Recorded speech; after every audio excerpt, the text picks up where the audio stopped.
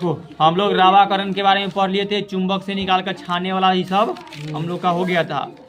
ये श्रवण विधि अभी हम लोग यहाँ से स्टार्ट करेंगे कि सतन का है पढ़े के आयोहो में अलगे करे के विधि है, यानी कि 2 बिलियन को मिला देगा और अलग अलग कैसे करेगा। इस पदार्थ में शुद्ध प्राप्त करने के रावाकरण विधि से ही निकाला था, से श्रवण विधि डिस्टिलेशन विधि कहते हैं। योहो से कोई चीज़ को अलग किया जाता है, किडनी उर्नी लीवर के शुद्ध करे के में काम है के काम आता है। तो इसे को कह दिए, चलो कलम को ले लिया है।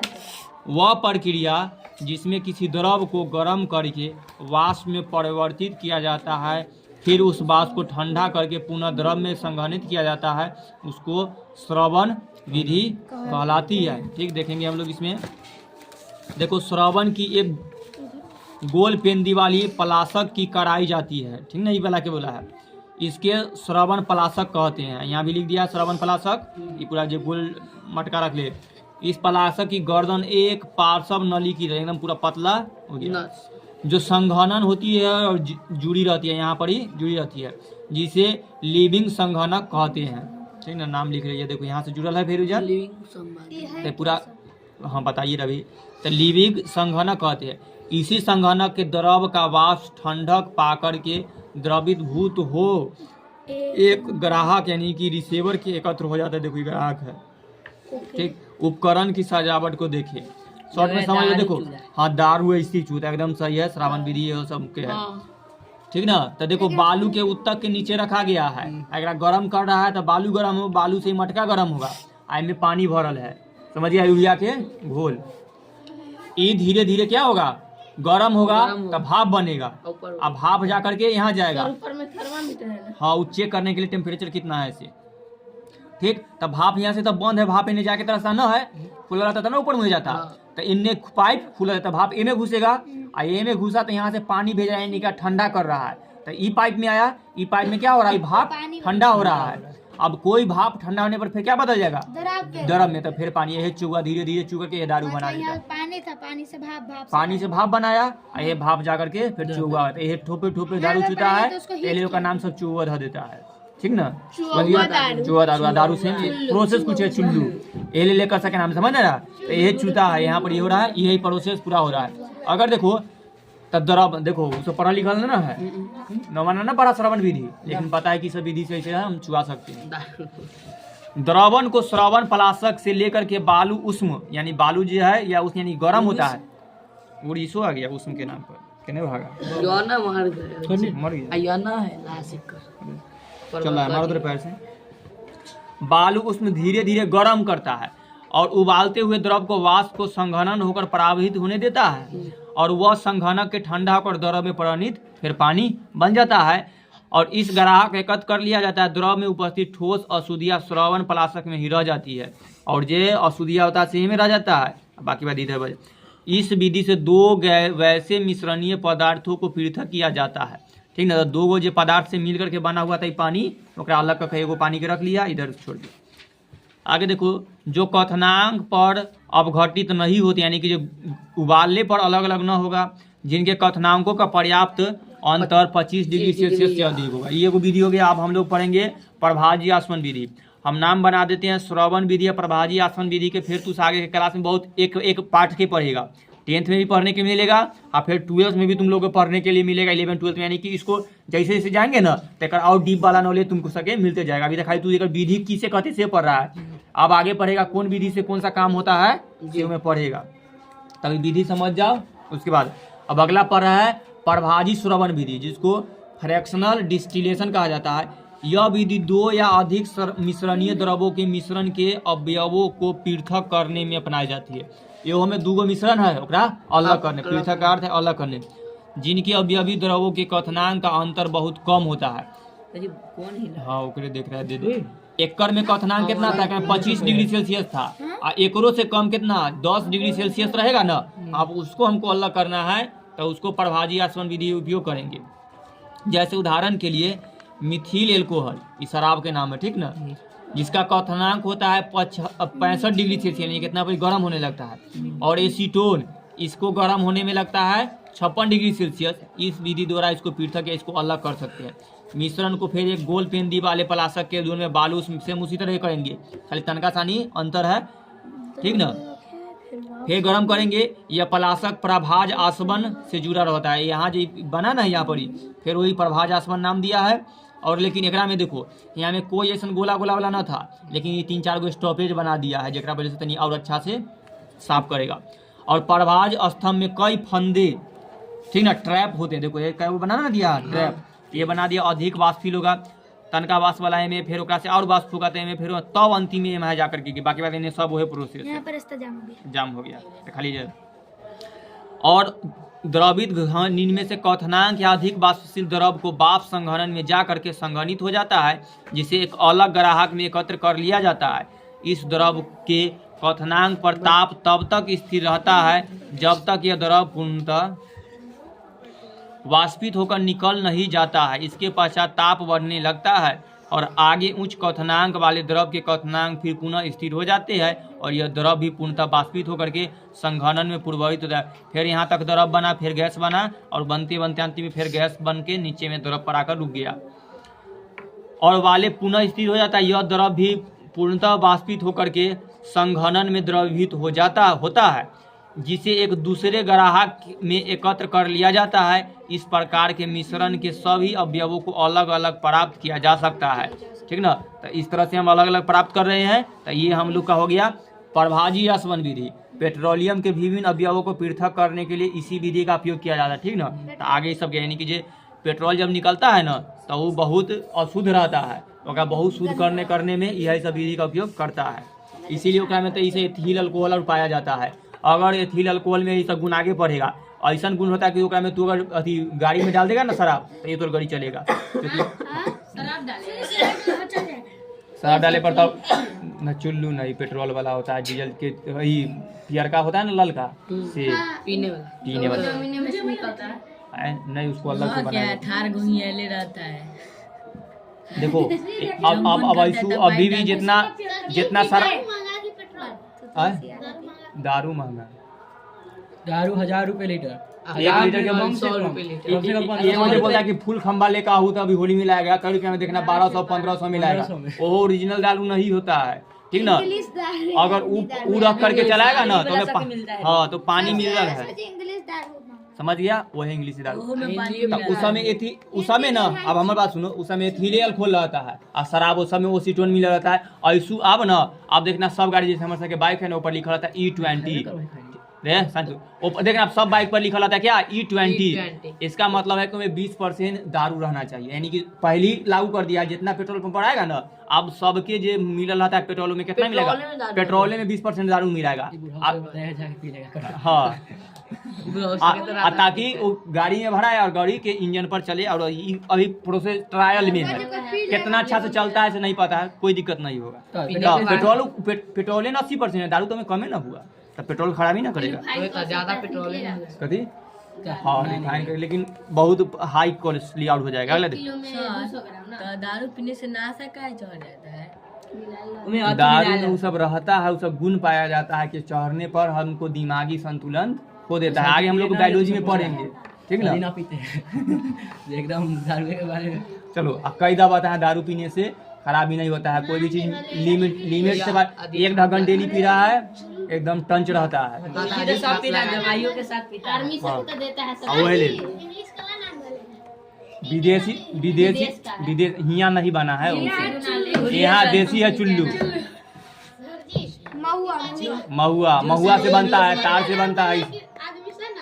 अभी हम लोग शराब के बारे में तन को नहीं पढ़ाया, तो आगे टॉपिक में पढ़ेगा 9th में, तो मजा से पढ़ना। चलो 9th में है, मतलब 10th 12th में जाएंगे। पृथ्वीकारी कीप का प्रयोग, अगला देखो, अब अगला कोई चीज को हमको शुद्ध करना होगा ना, तेल उल को, तो इस तरह से हम लोग करेंगे। पृथ्वीकारी कीप कांच का एक बल्ब होता है, जिसकी डंटी में एक स्टॉक यानी कड़क लगा होता है। सेम देख रहा है ना, इसको चित्र को भी देखो कि यही शीशा का एक लगा हुआ है। इसका उपयोग 2 या अधिक मिश्रणीय द्रवों के मिश्रण के अवयवों को पृथक बार बोलते हैं अलग करने में किया जाता है। उदाहरण के लिए, अगर तेल और जल का पृथक्करण कीप की सहायता से, यानी कि अगर तेल में पानी मिल गया है तो इस तरह से अलग करता है लोग। जिसमें क्या किया, ये पूरा फंसा करके रखा और यहाँ पर एकदम पतला छेद है, और हम लोग जानते हैं कि तेल हल्का होता है तो तेल कहाँ रह जाएगा, ऊपर, तेल इधर पास नहीं होगा, पास होगा तो क्या होगा, पानी, तो सारा पानी इधर पास होकर में रह जाता है, तेल ये में जमा हो जाता है, ठीक ना। साइड साइड से लग जाएगा। हाँ ठीक। तब मिश्रण को एक पृथ्वीकारी कीप में लेकर के स्थिर छोड़ दिया जाता है, एकदम शांत, हिलडुल नहीं। चूंकि तेल जल से हल्का होता है, यानी कि अगर बाल्टी में हम तेल या जल रखेंगे तो ऊपर कौन रहेगा हमारा, तेल। क्यों, हल्का हाँ बस वही बोलेगा, गरम करेंगे तो सबसे पहले तेल उबलेगा। तेल जल से हल्का होता है, अतः यह जल के ऊपर एक स्तर बनाने के ऊपर लेयर बना लेता है, और निचले स्तर पर द्रव जल को सावधानी पूर्वक बीकर में गिरा लेते हैं। उसके बाद ऊपर वाले बचे द्रव को दूसरे बीकर में अलग कर लेते थे। यहाँ गिरा लेंगे तो खाली बच जाएगा इनमें तेल, और यहाँ से एकदम पतला बूंदी डले। आगे देखो, क्रोमेटोग्राफी 12 गो विधि अभी तक पढ़ लिया अलग करे के, ठीक ना, पानी से मिश्रण करे वाला। 13वां है क्रोमेटोग्राफी से। क्रोमेटोग्राफी एक ऐसी तकनीक जिसका उपयोग मिश्रण के उन अवयवों को पृथक करने में किया जाता है जो एक विलयक में विलय होते हैं। सर्वप्रथम इस तकनीक का उपयोग एक प्राकृतिक रंग के रंगहीन अवयवों को पृथक करने के लिए किया गया था। ग्रीक भाषा में क्रोमो का अर्थ होता है रंग, इसलिए इस तकनीक का नाम क्रोमोग्राफी पड़ा। इस तकनीक की सहायता से स्याही के अवयव पृथकों को पृथक किए जा सकते हैं। 2 या अधिक रंगों के एक उपयुक्त विलायक में घुलाकर स्याही तैयार की जाती है, ठीक। क्रोमोग्राफी के गौर से सुनो, जहाँ भी अभी के आगे की जिंदगी लाइफ में क्रोमो शब्द दिखाएगा, ठीक ना, हम लोग बायोलॉजी में भी पढ़े हैं तो क्रोमोलॉजिस्ट या क्रोमोप्लास्ट लिखल था, तो बता, ठीक ना, जब क्रोमो जब रहेगा मतलब का रंग होता है, इसका अर्थ यहीं तो लिख दिया है, क्रोमो का अर्थ क्या आता है, रंग। तो इसीलिए अब क्रोमोग्राफी में किसको अलग करना है, अगर 2 ऐसा चीज है जो रंग मिल गया है एक दूसरा में, और उनमें से दोनों रंग को अलग अलग करना है, तो कौन विधि को अपनाएंगे, क्रोमोग्राफी को, ठीक। तो कोई ऐसा विधि है जिसमें 2 से अधिक रंग मिलल है और उसको अलग करना है, तो ये विधि से लगाएंगे। इसीलिए इसमें ग्रीक भाषा में होता है क्रोम का अर्थ रंग, तो इसलिए इसको क्रोमोग्राफी कहा गया है। और इसमें 2 से अधिक रंगों को उपयुक्त विलयक में घुला करके स्याही तैयार होता है, उसको अलग करना है, तो इस तरह से कर सकते। क्रियाकलाप सुनो कि छन्ना पात को एक पतली पट्टी लेते हैं, इस पट्टी के आधार से लगभग 2 सेंटीमीटर ऊपर नीली स्याही की एक बूंद रख देते हैं। अब पट्टी के निचले भाग को कांच के एक बर्तन में रखे जल में डुबो देते हैं, और बर्तन में अंदर छन्ना पत्र लपटा रहता है, जैसे चित्र इसमें देख लीजिए, ठीक ना। ये पूरा एगो जो नीचे दिखाई दिया है ना, ठीक, कागज का एक क्लिप के पूरा है ना, यहाँ पर लपटले है, और रंग के 2 है, कागज का क्लिप नीचे लगा दिया है, और ये पर है, और नीचे में कांच का छड़ है, यहाँ विलायक है, और धीरे धीरे एक जो घिंचता है ना, इसीलिए तब बोला बर्तन की अंदर छन्ना पत्र लटकता रहता है, तो लटकल है ना।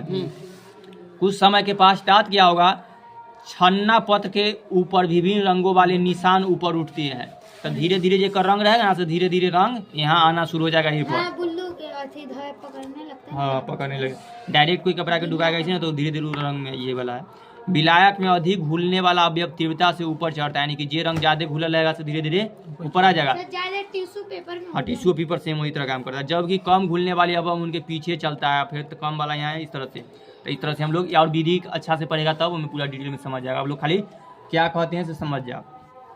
इस तरह से हम अलग करे वाला विधि पढ़ लिया। अब है कुछ विशिष्ट मिश्रणों के अवयवों को पृथक करना, कुछ ऐसा चीज को जो अच्छा से अलग करे के है। जैसे बारूद के अवयवों को पृथक है कि बारूद हम लोग पढ़े हैं, उसमें पोटेशियम नाइट्रेट, गंधक, चारकोल, ये 3 चीज मिलेले रहता है। अब इसको अलग करना है कोई के चीज़ को, तो कैसे अलग करेगा। मिश्रण को जल के साथ मिलाकर अच्छी तरह से हिलाया जाता है, यानी बारूद में पानी के साथ कुछ अच्छा से मिला दिया, जिससे सोरा जल घुल जाता है। किंतु गंधक के चारकोल जल में नहीं घुलता है, विलयन को छानकर अलग कर लिया जाता है। छनित द्रव जल में सोरा का विलयन होता है, इस विलयन का धीरे धीरे वाष्पन करने पर सोरा के रवे प्राप्त होते हैं। तो इस तरह से धीरे धीरे मिला करके और विलयन को करता है, तो उनमें जो सोरा मिलल रहता है धीरे धीरे अलग होने लगता है। बच गया गंधक और चारकोल के अविलीय अवशेष में कार्बन डाइसल्फाइड गंधक को घुला लिया जाता है, जबकि चारकोल कार्बन डाइसल्फाइड में नहीं घुलता है। तो चारकोल को छान करके फिर अलग है, फिर चारकोल बचा ओकरो छान करके अलग कर लिया। प्राप्त छनित द्रव को वाष्पन करने पर गंधक अवशेष रूप में प्राप्त हो जाता है, फिर बच गया गंधक, वो नीचे बच जाता है। तो पहले देखो बारूद था, बारूद में कौन कौन 3 चीज़ मिलल रहता है, ठीक ना, यानी कि बारूद का अवयव कौन है, बारूद किसका किसका मिला होता है, तो सोरा, गंधक और चारकोल। इसको जल में और छन्ना के साथ मिलाया, ठीक ना। तो पहले जल में रख करके मान लो कि तू बारूद के ले लेगा, देखबे करता है जब होता है, ओकरा पानी के साथ अच्छा से मिला दो पूरा घोर। उसके बाद ऐसे तू कर नहीं पाएगा क्योंकि ये सब जो सामान होता है, लेकिन मान लो कहते हैं अगर छन्ना से छानेंगे ना तो ऊपर में कुछ थोड़ा सा थोड़ा मटेरियल, जैसे राख के कैसे छानता है तो कुछ बच जाता है, तो उस तरह से छनित द्रव में जो सोरा रहता है तो थोड़ा मिल जाएगा। बाकी बाजार सब पानी में चल गया, सर सोरा से क्या करें? हाँ नहीं कुछ नहीं कर सकते, मैं समझ लो कि गंद। काम के 1 रुपए अब यही देखा नहीं होगा कि नहीं कि सब तत्व है जो मिल करके ज्वलनशील तत्व है जो आग इस तरह बनाने में काम होता है। कोई फटाका के कर सकते हैं, कोई फटाका। अगला देखो, अब बच गया, देखो तो हमें से सोरा अलग हो ना गया, अब फिर बच गया तो हमें गंधक बचल रह जाएगा, चारकोल, कि 3 गो चीज था, तब सोरा तो हम लोग छान लिए तो अलग हो गया, अब बचल है गंधक और चारकोल। इसको फिर दूसरा चीज से छानना, क्या चीज से छानना है, कार्बन डाइसल्फाइड डाल करके उसको, यानी फिर घोल में क्या मिला देना है, कार्बन डाइऑक्साइड, ठीक इसको। अब उसके बाद फिर छानेंगे ना तो वो में से गंधक ऊपर हम लोग को छाना जाएगा और नीचे क्या बच जाएगा, चारकोल। तो पहले सोरा था वो भी अलग हो गया, फिर अगला बात कार्बन डाइसल्फाइड मिलाने से छाने तो हम लोग का गंधक अलग हो गया, तो गंधक के बाद अब बच गया चारकोल, तो अंतिम में जो बचल है वो अलग, यानी कि 3 गो 3 चीज अलग कर दिया। बार बार धोते रहेंगे तो सब खत्म हो जाएगा, 3 गो चीज है तब सब चीज हो जाएगा, सब तो इस तरह से एगो अलग हो गया। छन्नी बचेगा। अगला देखो, उसी तरह साधारण नमक और बालू के मिश्रण को अवयवों से अलग, यानी कि नमक और बालू मिलाया रहेगा तो अलग कैसे हैं, कैसे से देखो, मिश्रण को जल के साथ मिलाकर अच्छी तरह हिलाते हैं, यानी कि बालू और नमक अच्छा से मिलल है ना, तो ओकरा में पानी मिला देंगे, जल के साथ अच्छा से मिलाकर पूरा घोल मट्ठा कर दो, और साधारण नमक के जल में घुल जाता है, तो वो में देखो बालू और नीमक के अच्छा से थोड़ा मिलल है। अब क्या तुमको अलग करे के है, बालू और नीमक के अलग कैसे करेगा तो देख लो, तो क्या काम है, पानी के साथ मिला दो, पानी के साथ तो पानी के साथ बालू और नीमक की कटोरी में रखने में तू पानी रख कर मिला दिया और अच्छा से मिला देगा तो कौन घुल जाएगा अच्छा से, पानी नमक, पानी या नमक। ओमे अब तू देखेगा तो तेरा नमक दिखाई नहीं देगा, क्या दिखाएगा ऐसी, बालू, पानी दिखाई देगा, पानी दिखाएगा, बालू दिखाई देगा कि बालू, बालू नमक के साथ, बालू पानी के साथ, बालू और नमक था पूरा अच्छा से पानी के साथ मिलाए ना तो नमक पूरा घुल जाता है, तो अब में आप कुछ देर बाद देखेगा तो थोड़ा नमक दिखाई नहीं देगा, उसमें तुमको बालू दिखेगा कि बालू तो नमक पानी के साथ नहीं मिलता है। तो इसीलिए अब देखो, आप उसमें से तुम पानी को छान लो, ठीक ना, उलोटा में के, तो अंदर में क्या बचल रह जाएगा, बालू। उसमें नीमक है नहीं, क्योंकि नीमक पानी के साथ बाहर आ गया, ठीक ना। तब बालू, तब किंतु बालू नहीं घुलता है तो विलयन को छान लेते हैं, तब बालू अवशेष रूप से अलग हो जाता है और छानित द्रव साधारण नमक का जलियन विलयन हो जाता है। तब जब हम पानी अलग छाने में क्या है, नमक भी है और पानी भी है, और लोटा में अकेले क्या बचल रह गया, खाली बालू, तो बालू तो अलग हो गया। अब पानी और नीमक दोनों है, तो हमको खाकर नीमक के करना है, जिसका वाष्पन करने से, अगर पानी में नीमक है तो हम लोग पीछे पड़े थे, कुछ देर उसको धूपा में रख करके अगर सुखाएंगे तो क्या होगा, पानी धीरे धीरे वाष्प बनकर उड़ जाएगा, तो बच क्या जाएगा, नीमक। तो हम लोग अवशेष रूप से साधारण नमक प्राप्त कर सकते हैं, फिर हम लोग को नमक मिल जाएगा, मात्रा कम हो जाएगा, हाँ, और जैसा नहीं इन्होंने हो सकता है ये सब बात। देखो तो मिश्रण में क्या है, साधारण नमक का बालू है, पानी के साथ अच्छा से मिला देने पर उसको छाने तब बालू अलग हो गया, अब क्या बच गया, नमक और पानी दोनों है। फिर उसको वाष्पन किया, यानी कि उसको गर्मी से पूरा किया, वाष्प बनाए, तो हमें के पानी था वह वाष्प बन करके उड़ गया, था बचेगा क्या, खाली नीमक। तीसरा प्रकार देखो, बालू और आयोडीन के मिश्रण के अवयव सेम उसी तरह है, बालू और नमक है तो इसको उर्द आयोडीन, आयोडीन पानी के साथ करेगा ना इसको तो ये घुल जाता है, तो ये अलग ना होगा, इसलिए इसको गर्म करना होगा। गर्म करने से ना बालू के कोई फर्क पड़ेगा, ठीक, बालू उड़ेगा ऊपर में नहीं, लेकिन आयोडीन जो होता है से क्या बनता है, वाष्प बनकर उड़ जाता है। आयोडीन यानी कपूर, समझ लिया कर, आयोडीन की जगह नमक ना होता है, हाँ, लेकिन अलग खाली आयोडीन अलग ले तब, कपूर तो उसी के तरह, पिघलाया जाता हाँ, तो ये कपूर क्या होगा, वाष्प बन जाता है, तो वही गर्म करने पर तो वही है। मिश्रण को एक पोरोसिनियल या कांच में बेसिन में लेकर धीमी लौ से गर्म करते हैं, आयोडीन ऊर्ध्वपात होकर ऊपर उठता है, तो आयोडीन धीरे धीरे उठ रहा है, जिसे संघनित करके पुनः आयोडीन प्राप्त कर लेते हैं और बालू बेसिन में ही अवशेष रह जाता है। अगर कोई कटोरा में है तो उसको गर्म करेंगे तो में से आयोडीन हल्का होकर के ऊपर में आएगा, तो ऊपर में यहाँ पर ही जम जाएगा, ठीक है, बंद रहेगा, ताकि ऊपर में नीचे क्या बच जाएगा, बालू, तो बालू नीचे रह जाएगा, ऊपर से जहाँ पर ही उड़ा उसको खाली पकड़ लो, तो तुम्हारा आयोडीन भी अलग और बालू भी अलग। अब अगला देखो, वायु के अवयवों का पृथक्करण, यानी कि हम तुमको हवा दिए आप उनमें से सब गैस को अलग अलग निकालो। तो इसमें से अलग कैसे करना चाहिए, देखो आप जानते हैं कि वायु क्या है, मिश्रण है।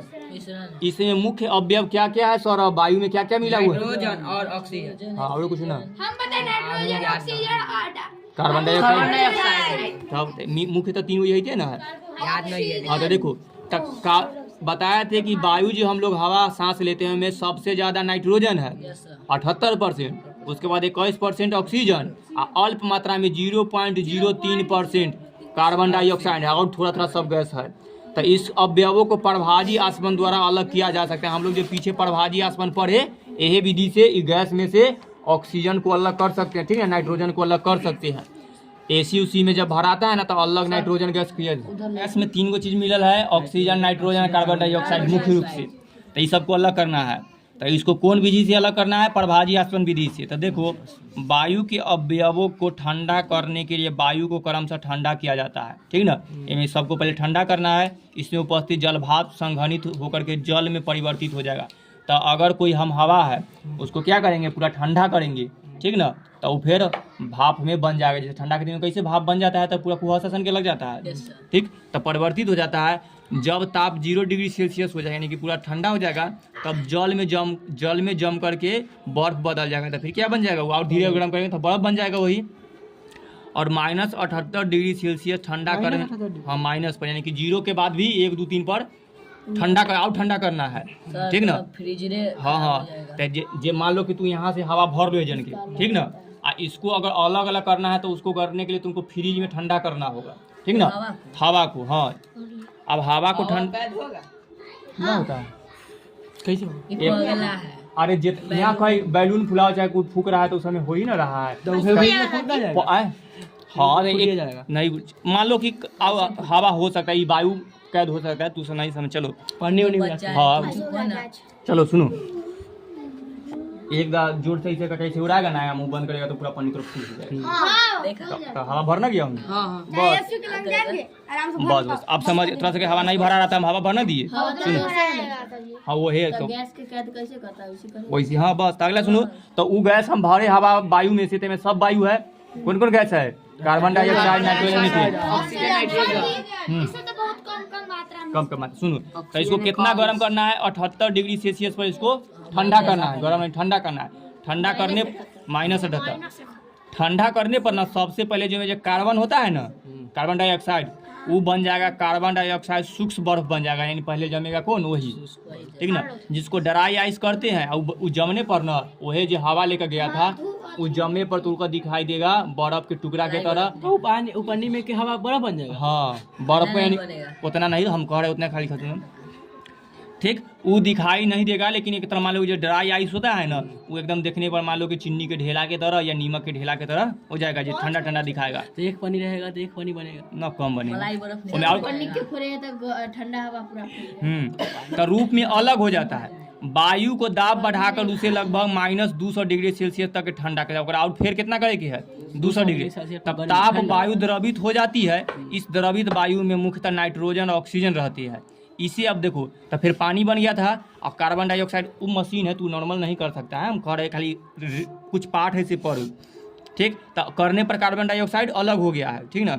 अब ओकरा और ठंडा करने पर द्रवित कर दिया है और उसको ऑक्सीजन में रखता है, तो उसमें नाइट्रोजन ऑक्सीजन रहता है, इसे अब गर्म किया जाता है, ठीक ना। इसमें कौन कौन अब है, अब नाइट्रोजन और ऑक्सीजन 2 बचल है। तो सबसे पहले नाइट्रोजन गर्म करने पर -196 डिग्री सेल्सियस आता है ना, तो वाष्प यानी गैस बन करके बाहर निकल जाता है, उसमें से फिर कौन निकल जाएगा, भाप बन करके इहो निकल गया, जिससे एकत्र कर लिया जाता है, फिर ओकरा अगला सिलेंडर में भर लेता है, और इसको भर करके रखता है। ये नाइट्रोजन गैस के बहुत जरूरी पड़ता है लोगों को, ठीक ना। एक कहीं कुछ गैस भरेगा ना तो ओकरा जगह ई सब गैस भरेंगे तो सब जाएगा, ओकरा जगह सुनो हम नाइट्रोजन अक्रिय गैस होता है ना, कोई के साथ अभिक्रिया ना करता, ओकरा भरे से कोई फर्क नहीं पड़ता। गैस में कौन गैस रहता है, सुनो पहले कौन गैस रहता है? जब कायदा होता है कि जब एगो बात बोले ओकरा तो कंप्लीट करने दो, एगो चीज के तो समझाने दो, तो एक पर एक क्वेश्चन दागत रहता है, पहले को तो क्लियर होगा तब ना।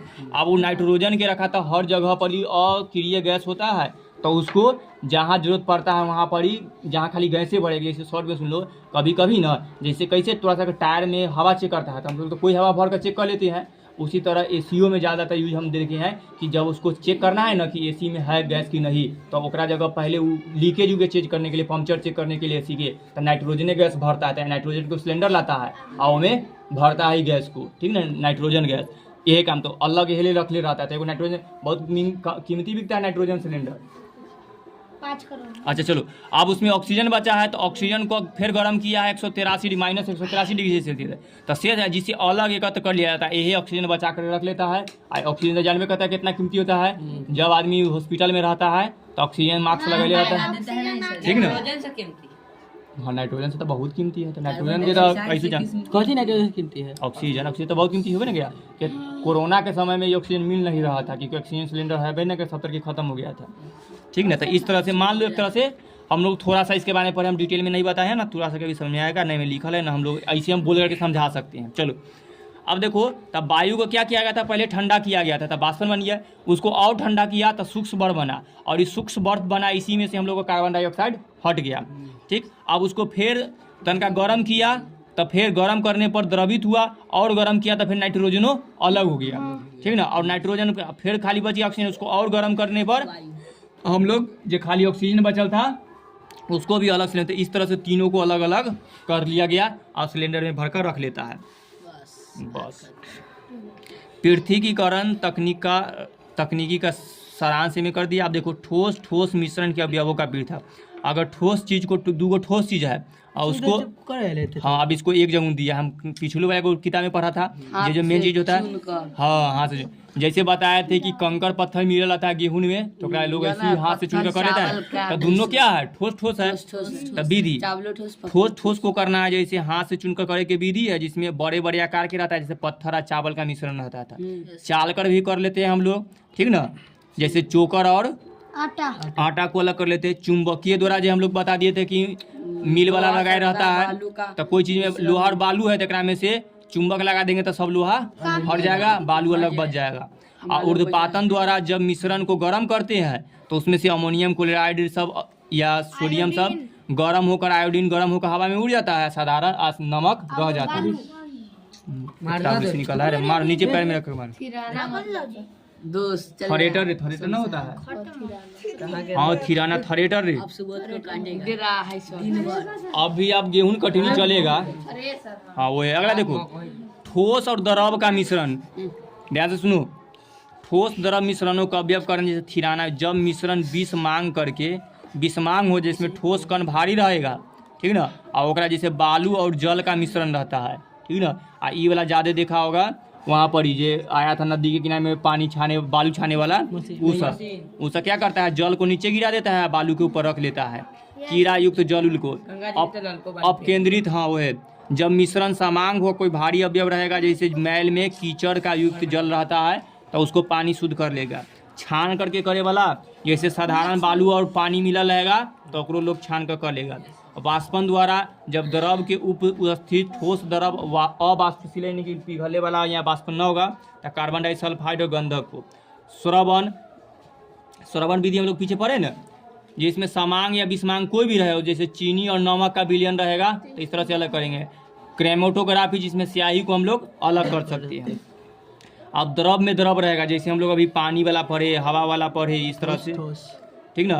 तो जैसे प्रभाजी आसवन विधि द्वारा, जैसे हम लोग पेट्रोल का चाहे चुहा दारू जो देखा, तो इस तरह से अलग कर रहे थे।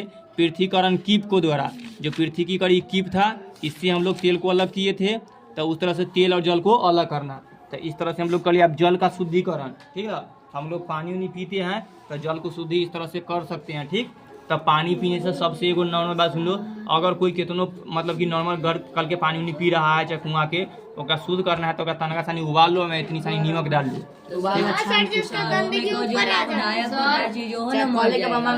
नहीं मरेगा, ज्यादा गर्म करेगा तो 100 सेल्सियस पे करेंगे तब मरेगा। 100 सेल्सियस पे तो उबाल जाता है पानी। देखो पानी गर्म होते नहीं होना चाहिए 37 डिग्री सेल्सियस, होता है ना शरीरों में सबके, हाँ, तो ताकि देखो पानी में अगर तुम्हारा हाथ सह रहा है तो थोड़ा 37 डिग्री पानी के सेल्सियस है, 37 डिग्री से ज्यादा हो जाएगा तो तुम्हारा हाथ गर्म महसूस करने लगेगा, ठीक ना। तो ये है कि कम से कम तन के सानी गर्म, यानी कि एकदम 3700 से कम, ठीक, ताकि नॉर्मल रहेगा ना तो सब अशुद्धियाँ खत्म हो जाता है। उसको छान करके 100 सीढ़ी करेगा तो पूरा पानी खौलने लगेगा, तब तक कौन पिएगा? देखो पानी मिला देंगे ठंडा। चाहे तो 100 से ओकरो से ज्यादा होता है, वो तो कितना दिन तक खौले 100 पर कर दे पूरा खौला देते रात 50 डिग्री सेल्सियस पीता होगा। तक चूल्हा पर से उतारा तुरंत मुंह में रखता है कोई? हां हां पूरा जीभे जल जाता है, स्वाद कलिका होता है, जल जाता है, 3 दिनों का खाना के स्वाद ही न बुझ जाता है। इतना गिलास से एक गिलास अपने से बना के पी लेते हैं। तो फूक फूक कर ठंडा करके पीता है। चलो आगे सुनो। हाँ हाँ निकलो। देखो शुद्धिकरण अरे बढ़ाने दो ना, चल लॉकडाउन खेल होगा ना सर जी? समय बहुत है।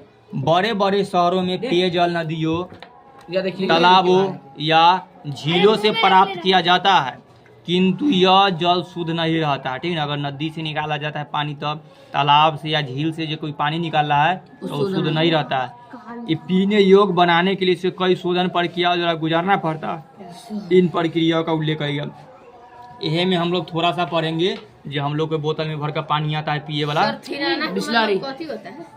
बिस्लरी आया ये गाड़ी पर दिल्ली सुनो दौड़ से बोले के लिए कह रहे थे, थिएटर आया था दियर में, पानी के अंदर से पूरा घुसाता था, अब बालू निकालता था, इन्हें हिलाता था हल्का हल्का, ठीक ना, सारा बालू अभी पानी नीचे चल जाता था, बालू इस तरह से चलनी में जे इतना वो पाइप लिखा था हाँ, उसमें। वो टाइप का छिड़ाना हो गया। या थरेटर बोल दिए तो वो उसी तरह रहता है, चलनी रहता है। देखा होगा गेहूं जब चल करता है तो ऐसे ही जाता है ना, थरेटर हम लोग बोलते हैं, तो वो थ्रेसर गाँव में अलग करता है तो दोनों ठोस को वो अलग लेकिन करता है। हार्वेस्टर में ना उसी को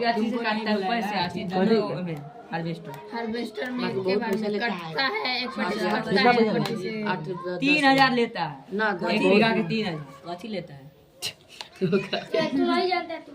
3000। इसे पीने योग्य बनाने के लिए कई शोधन प्रक्रियाओं से गुजरना पड़ता है। इन देखो, पहले थिराने की टंकी, अगर नदी से तालाब से झील के पानी आया उसे थिराने की टंकी में ले जाया जाता है और इसमें थोड़ा पोटेशियम यानी फिटकरी मिला दिया जाता है। फिटकरी मार्केट में मिल जाता है, न देखा होगा तो केस कटावे जाता है तो वहाँ बाल कटावे गाड़ी में लगाता है। नमकीन टाइप।